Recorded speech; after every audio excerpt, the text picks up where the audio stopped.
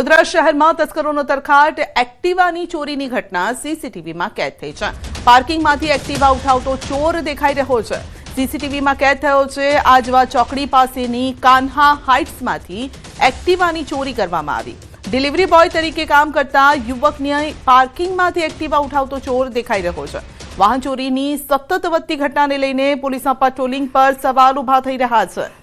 તો ચોર પણ અત્યારે આપ જોઈ શકો છો કે આરામથી તે ટુ વ્હીલર લઈને રફુ ચક્કર થતો દેખાઈ રહ્યો છે। અપડેટ મેળવીશું સંવાદદાતા હાર્દિક પાસેથી। જી હાર્દિક, આ સંસ્કાર નગરીને થઈ શું ગયું છે?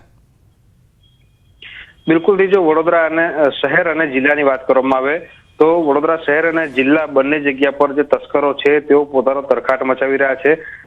શહેરમાં રોજે રોજ ચોરીની ઘટના જે છે તે સામે આવી રહી છે।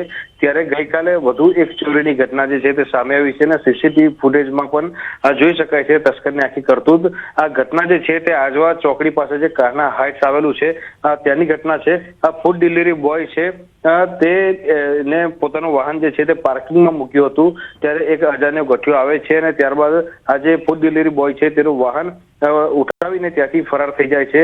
અને મેં કીધું પ્રમાણે કે આખી ઘટના સીસીટીવી કેમેરામાં કેદ થઈ છે। ત્યારે આજે બાજુમાં એક વ્યક્તિ પણ બેઠો છે, છતાં પણ એને એનો ડર નથી કે એ વ્યક્તિ કદાચ તેને ઓળખી જાય અથવા તો પૂછશે કે ભાઈ આ વ્હીકલ તારું નથી એમ? બિલકુલ જોઈ શકાય છે કે પોલીસ કઈ હદે નિષ્ક્રિય થઈ છે કે જેના કારણે આ તસ્કરો આટલા હદે સક્રિય થઈ ગયા છે। આ તસ્કરોને કોઈ પણ જાતનો કાયદો વ્યવસ્થાનો ડર રહ્યો નથી। એના કારણે જ આ તસ્કરોની હિંમત જે છે તે દિવસે ને દિવસે ખુલી રહી છે। ઘણી વખત એવા કિસ્સા પણ વડોદરા શહેરમાંથી સામે આવતા હોય છે કે દોરે દાડે જ્યાં લોકોની અવર જવર હોય છે એવી જગ્યા પરથી પણ ચોરીની ઘટનાઓને અંજામ જે છે તે તસ્કરો આપતા હોય છે। ત્યારે આ પણ એ પ્રકારની જ એક ઘટના કહી શકાય, કારણ કે બાજુમાં એક વ્યક્તિ છે તેમ છતાં આ ગઠિયો જે છે ત્યાંથી વાહન લઈને ફરાર થઈ જાય છે। બિલકુલ, તો વાહન ચોરીના સીસીટીવી સામે આવ્યા છે। હાર્દિક, આપનો આભાર। સુરતમાં ચોંકાવનારી ઘટના બની છે। કાપડના વેપારીને જીવતો સળગાવવાનો આરોપ છે। એસટીએમ માર્કેટના સંચાલકો પર આક્ષેપ છે। મેન્ટેનન્સના પૈસા માટે એસટીએમના સંચાલક સાથે થઈ હતી માથાકૂટ। 10 જેટલા વેપારી પર આરોપ લગાવવામાં આવ્યો અને સમગ્ર ઘટનાને લઈને પોલીસે તપાસ શરૂ કરી છે કે ખરેખર ઘટના શું છે। સલાબતપુરા પોલીસે આ બાબતે ગુનો નોંધીને તપાસ હાથ ધરી છે। સુરતમાં ચોંકાવનારી ઘટના બની છે। એસટીએમ માર્કેટની આ ઘટના છે, જ્યાં એક વેપારીને જીવતો સળગાવવાનો પ્રયત્ન થયો છે અને જે ઈજાના નિશાન છે તે પણ આપ જોઈ શકો છો કે તે દાઝી ગયો છે। માથા અને હાથના ભાગે દાઝેલો જોવા મળી રહ્યો છે, તેને સારવાર અપાઈ છે। સુરતમાં ચોંકાવનારી આ ઘટના બની છે। કાપડના વેપારીને જીવતો સળગાવવાનો આરોપ લાગ્યો છે। અપડેટ મેળવીશું સંવાદદાતા કીર્તેશ પાસેથી। જી કીર્તેશ, વેપારીને જીવતો સળગાવવાનો પ્રયાસ, આખી ઘટના શું છે? સુરત શહેરમાં એક હચમચાવી નાખનારી ઘટના છે। એસટીએમ માર્કેટના સંચાલકો દ્વારા કાપડ વેપારીને જીવતો સળગાવી નાખવાનો પ્રયાસ કરવામાં આવ્યો છે। મેન્ટેનન્સના પૈસા માટે એસટીએમના સંચાલકો સાથે થઈ હતી માથાકૂટ। 10 જેટલા વેપારીઓ પર આરોપ લાગ્યો છે। હાલ વેપારી હાલત ગંભીર અવસ્થામાં પોલીસ કમિશનર ઓફિસ પહોંચ્યો હતો રજૂઆત કરવા માટે। સમગ્ર ઘટનાના વિડીયો સામે આવ્યા છે, પણ કહી શકાય કે જે માર્કેટ છે, માર્કેટના સંચાલકો છે કે જે વેપારીઓ સાથે દાદાગીરી કરતા હોય છે અને આ દાદાગીરીના ભાગરૂપે આ ઘટના બની છે। જો કે પોલીસે આ મામલે ગુનો દાખલ કરી તપાસ શરૂ કરી છે। બુધવારની આ ઘટના હતી। 4 કમિટી મેમ્બરો દ્વારા કેમિકલ રેડીના વેપારીને સળગાવી નાખવાનો પ્રયાસ થયો હતો। જી, આપનો આભાર। રાજુલા જાફરાબાદ પંથકમાં સાવજોના આંટાફેરા। મોટા આગરિયા ગામની ગલીઓમાં સિંહ, શેરીઓમાં સિંહ અને પશુઓ વચ્ચે ફિલ્મી દ્રશ્ય સર્જાયા। સાવજો શિકારની શોધમાં મોટા આગરિયા ગામની શેરીમાં પ્રવેશ્યા હતા।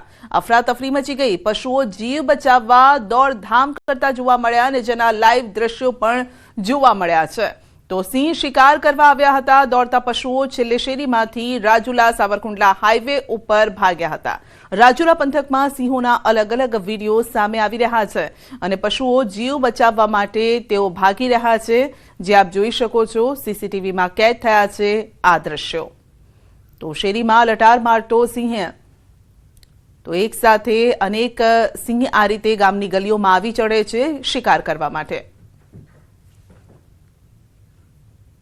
તો અમરેલીમાં વન્ય પ્રાણીઓના આંટાફેરાના દ્રશ્યો, અલગ અલગ સ્થળે 3 વિડીયો સામે આવ્યા છે અને રાજુલાના કોવાયા ગામમાં સિંહણની મસ્તી પણ જોવા મળી. કોવાયા ગામમાં શ્વાનના બચ્ચા સાથે સિંહણે મસ્તી કરી હતી. રહેણાંક મકાનના ફળિયામાં સિંહના આટાફેરા. રાજુલાના છતડિયા નજીક મંદિરમાં દીપડો પણ દેખાયો. તો અલગ અલગ વિડીયો સોશિયલ મીડિયામાં વાયરલ થઈ રહ્યા છે. ક્યાંક તે મસ્તી કરતા જોવા મળી રહ્યા છે અને ક્યાંક શિકારની શોધમાં આવી ચડે છે.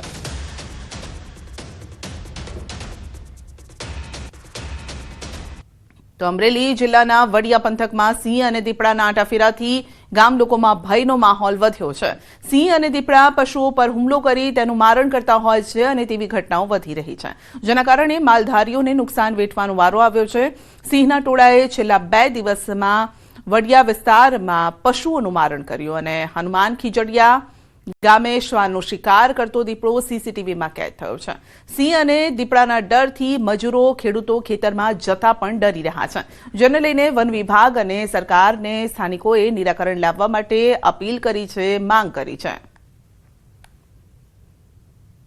ગાયનું મારણ થયેલું છે એટલે જેથી અમારે ખેત મજૂરોને ખેડૂતોને બહુ અમારે તકલીફ રહી છે, બીક રહી છે અમને આવવા જવાની. વાડી આવવું, અમારે પાણી ભરવું હોય દિવસનું કે રાત્રે આવું બહુ ડરનો માહોલ છે અત્યારે. ગામની અંદર આવાજને દીપડાનો થોડોક સીમ સેટે થોડોક અવર જવર થઈ રહી છે. જેથી કરીને અમે સરકારશ્રીને એવી રજૂઆત કરી છે કે ગ્રામ પંચાયત કે આનો થોડોક બંદોબસ્ત કરે ને તો કોઈ ખેડૂત ભાઈઓને ભયજનક ન થાય અને આદિવાસીને કોઈ ભયજનક ન થાય. પેલાની કહેવત હતી કે ભાઈ સિંહના ટોળા ન હોય. આ વિસ્તારમાં એવા અમુક એવા વિડીયો અમે જોયેલા છે કે સિંહના પણ ટોળા આવે છે.